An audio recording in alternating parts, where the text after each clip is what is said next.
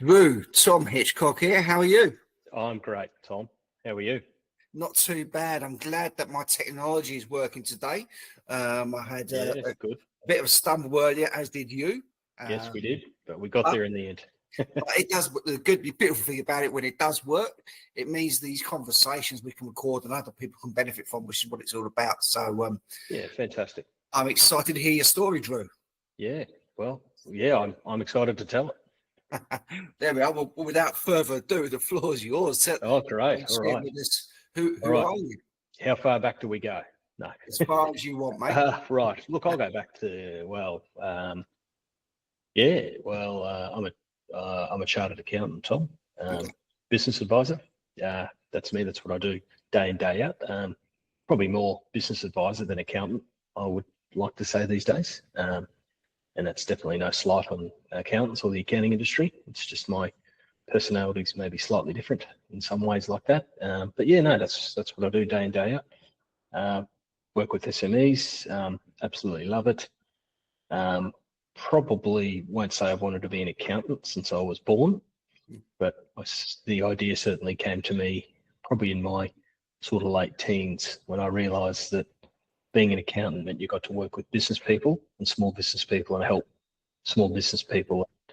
I think having that accounting grounding is something that's really, really useful and really beneficial and helpful and adds a lot of value to small business clients. So that's what got me into it to start with. Had a few jobs. I've basically always worked in public practice for the main.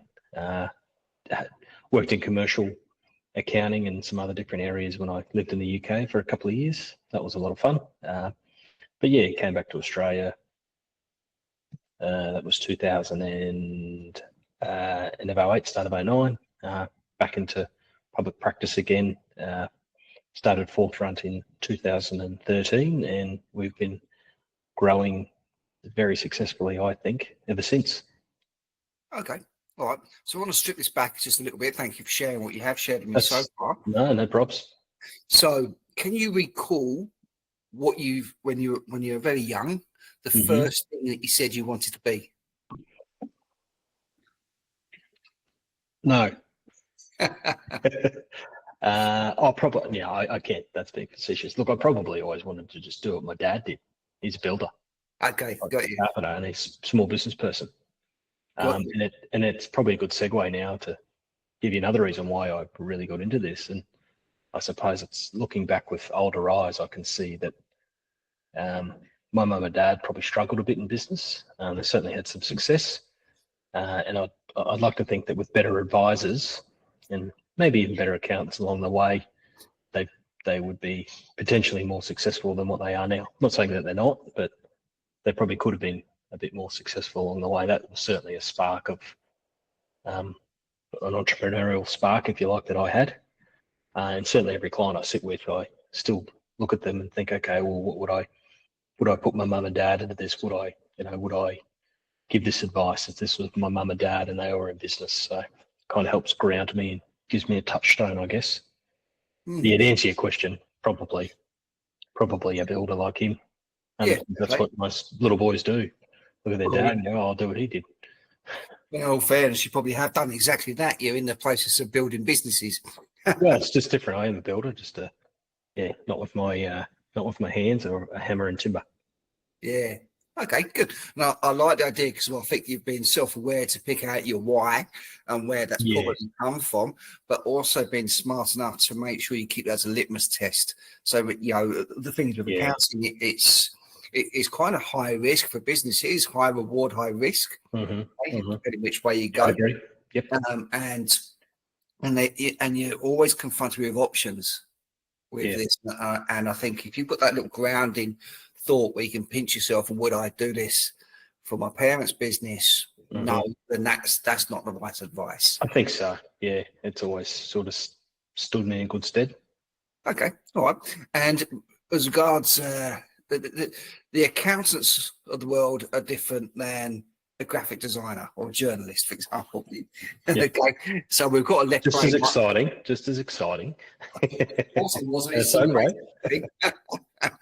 But there is a left brain, right brain component to this. Okay. Yeah. Yep. And obviously, the people play to their strengths and do what they do. Okay. However, what I've heard from yourself is in the accounting world, and my observations as well, is that accounting firms have evolved somewhat in recent times. Instead of just the bookkeeping and the traditional component, they've become a one-stop shop for anything financial within the business. Yes. Okay? Yes. Almost advisory. Okay. Yes. Yeah, that's right. Yeah. Are you noticing that that's a business trend that's happening completely, or is it a journey that you personally? Yes and no. It's certainly a journey that we're on. So I guess forefront as it is today.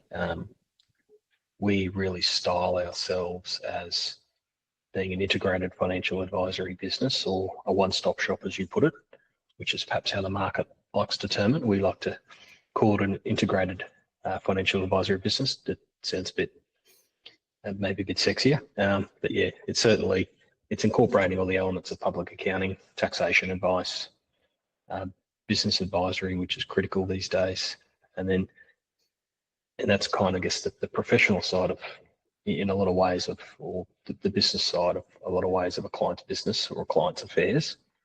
And then looking at the financial planning side as well, and also the mortgage broking piece, and seeing how that can integrate, and then sort of closing the loop, if you like, on the whole thing. Yeah, so really, truly try to be integrated. And there is a trend to that.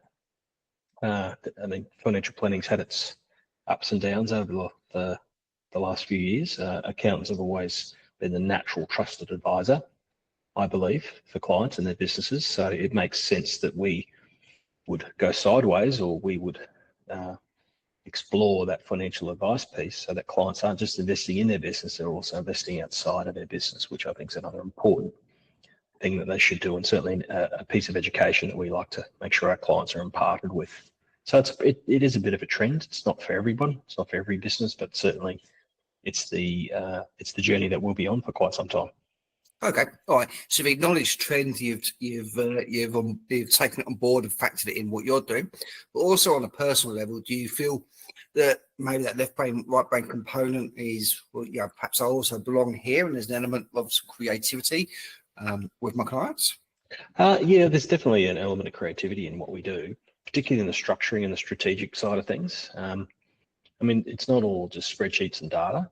That's all important. It's very important, and obviously interpreting taxation legislation. That's a big part of what we do, but it's definitely not the whole thing, Tom. Definitely not the whole thing. Our clients come to us. They come to Forefront for strategic advice in the main. Yes, we're good at the accounting side of things. Yes, we're very good at the taxation side of things, and our clients won't pay $1 more or less tax than they should. But it's the business advisory piece and that strategic advice that's really critical to us. And then that's where the creativity side, or the thinking outside the box side, definitely comes into play. Okay. And I think it's a competitive advantage that we have over a lot of other different businesses that are similar to us. Okay. So is it fair to say that with that revenue stream, that component, okay, that behaves almost like a business coach, business mentor? Yes. But yeah, that's a good way to look at it. Yeah, absolutely. Yeah, it is. Yep.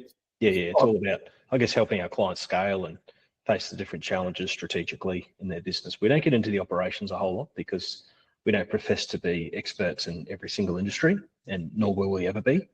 But business is business. Whether you're a butcher, a baker, or a candlestick maker, you have similar challenges, similar opportunities, and they do fit in a fairly defined sort of corporate or business type structure. And we can certainly help with those fundamentals and that, I guess, the strategic interplay that happens there. Yeah, I get that. We do a lot of business coaching ourselves operationally, and we use the EOS methodology. Oh yes, I know EOS. Yeah, good. Yeah, I'm actually a certified scaling up coach as well. There we are. Good. Well, perhaps for my sins. No, I love doing that. I love doing that. Try recruitment. Yeah, lose your hair as well. No thanks. But to your points, they obviously we can't be a master of all. But when we look at businesses and they are the master of it, whether they do activewear, whether they make candles or whatever they do, you look under you can always see things they cannot.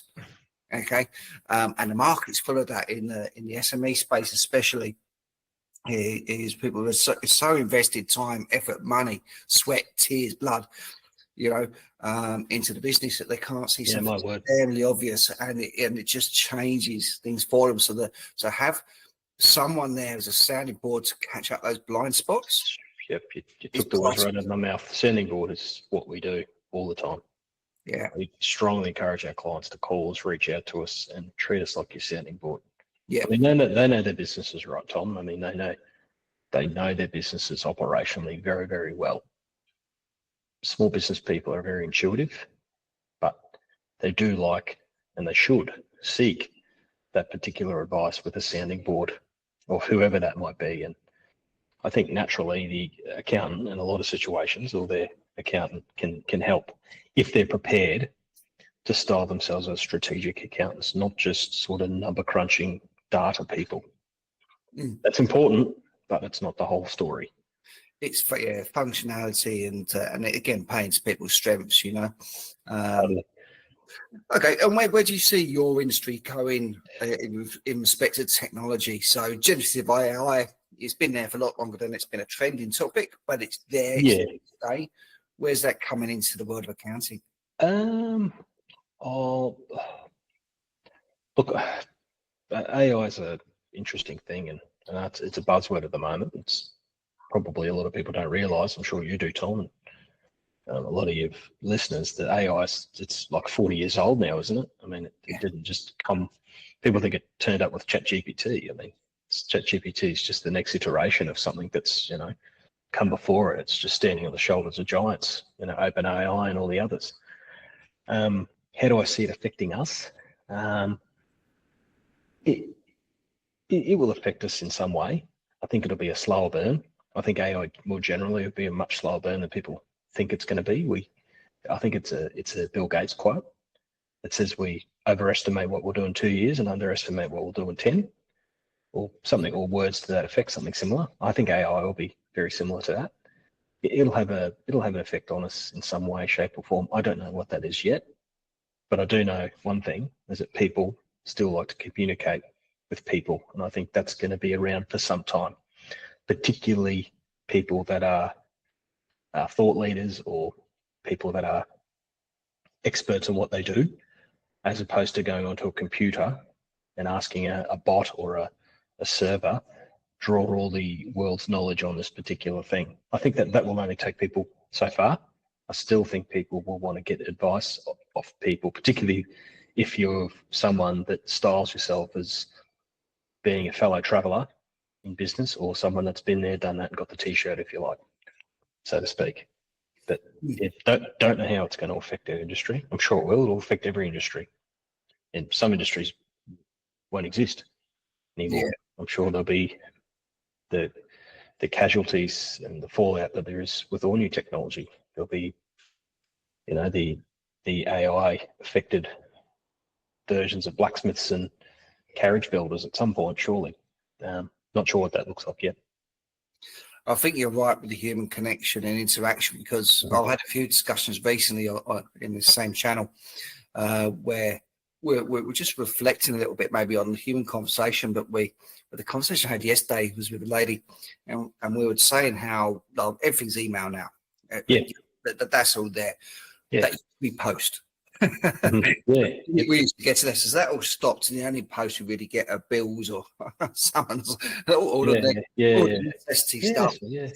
But when we do get a post which is handwritten, okay, passed or we've done away, there's an excitement to it because it's novel, and because things have gone so far one way, the old school way has more impact and more of a novel factor to it. Yeah, I agree. I think the other thing too with AI, I mean, most of us have AI in our homes, and it's called Siri or Google. Yeah, that doesn't work all the time. Mm-hmm. I mean, how many times have you asked Alexa, how many times have you asked Siri, Alexa, or Google a question, and the voice that comes back to you gives you an answer to something completely different? I mean, it's a long way down the road. Maybe I'm wrong. What do I know? But I think it's a long way down the road until human beings 100% complicitly trust a machine to give them the answer that they require for absolutely everything. I think. I think we do rely a lot on some of these things. So, if there's something that we just don't know, it's on the tip of my tongue, who played that in that movie or whatever, I'll quickly Google, it's John Cleese. Yes, yeah. And we trust that. So that it has got that level of trust of surface level. I think trivial stuff, definitely. When it comes to things that are a little bit more important, that maybe hit a bit closer to home or that perhaps matter a little more, I still think a human being is still going to take the advice from another human being more. And this may not be the case forever, but I think a human being is going to take advice from another human being or a group of human beings before they start to trust an algorithm or a server. Could be wrong.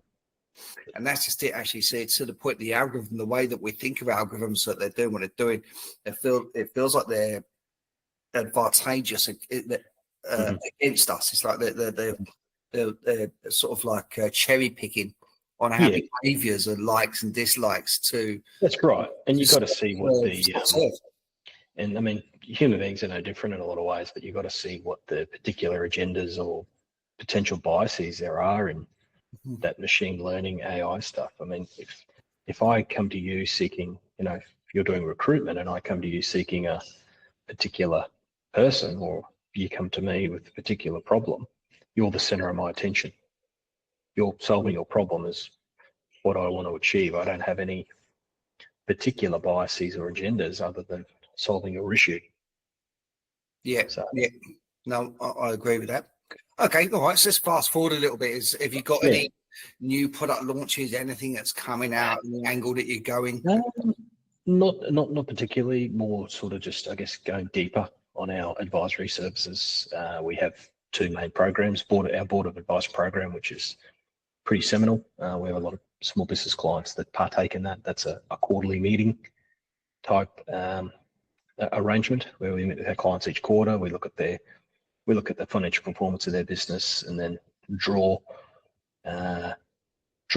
information from that, and then have a conversation, and then let them bring up other, find other problems or other challenges, and then help them solve those and put that into an action list that they then go away and work on. And we come back again in 90 days time and we look at it again, and we sort of, I guess, we rinse and repeat that process, obviously with different results each time because the data changes, but we look at that, and clients are very responsive to that. Our small business clients really like that. The other program we run is our Go for Growth program, which is based on the scaling up methodology, me being a scaling up coach. So that's probably another, I guess, product that we're looking to perhaps deepen a little bit with our internal client, with our clients where we can. So nothing new per se, more of the stuff we're doing now and hopefully adding value and positively impacting more clients. Good. I love that. So I hope the good thing about that is that for anybody listening to this, obviously they understand the business and know your name. They also now know what you do that's quite different, and that's a growth and focus area. If they reach out a year or two, for example, then it's going to be quite topical.